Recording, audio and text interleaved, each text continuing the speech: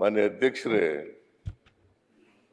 ಯತ್ನಾಳು ಅವರು senior leader, ಅವ್ರು ಏನು ಸಲಹೆ ಕೊಟ್ಟಿದ್ದಾರೆ ಅದನ್ನು ಗಂಭೀರವಾಗಿ ಪರಿಗಣಿಸುತ್ತೆ ನಮ್ಮ ಸರ್ಕಾರ. ಉತ್ತರ ಕರ್ನಾಟಕದ ಅಭಿವೃದ್ಧಿ ಬಗ್ಗೆ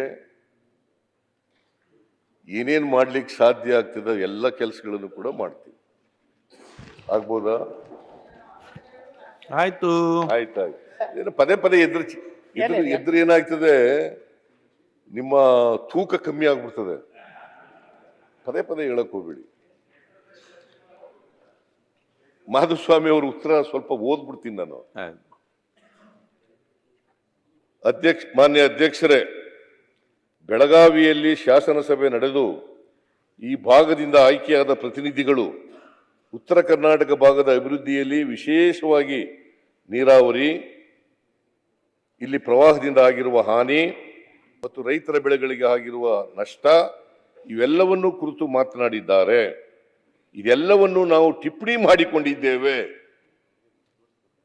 ಕಾಲ ಬಹಳ ಕಡಿಮೆ ಇರುವುದರಿಂದ ಸರ್ಕಾರ ಈ ಬಗ್ಗೆ ಪರಿಶೀಲನೆ ಮಾಡಿ ತಾವೇನು ಸಲಹೆ ಮಾಡಿದ್ದೀರಿ ಅದನ್ನು ಕೂಲಂಕಷವಾಗಿ ನೋಡಿ ಮುಂದಿನ ಕ್ರಮ ಜರುಗಿಸುತ್ತೇವೆ ಎಂದು ಸರ್ಕಾರದ ಪರವಾಗಿ ಹೇಳಲಿಕ್ಕೆ ಬಯಸುತ್ತೇನೆ. Are you happy with this?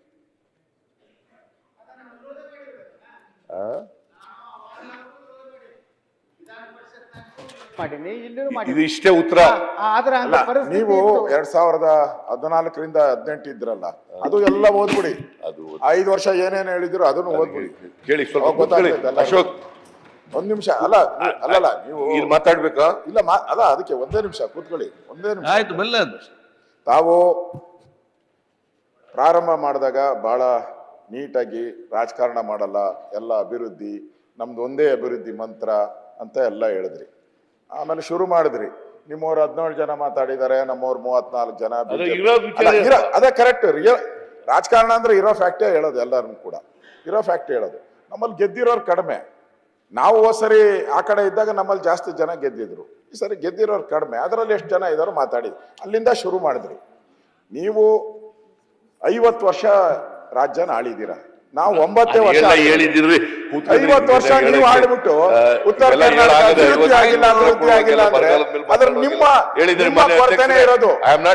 Your failure. ಅದನ್ನ ಒಪ್ಕೊಳ್ಳಿ ನೀವು.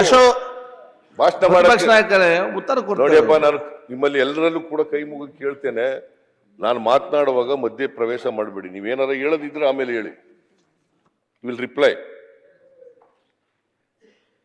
You will not run away from this house. Whatever you want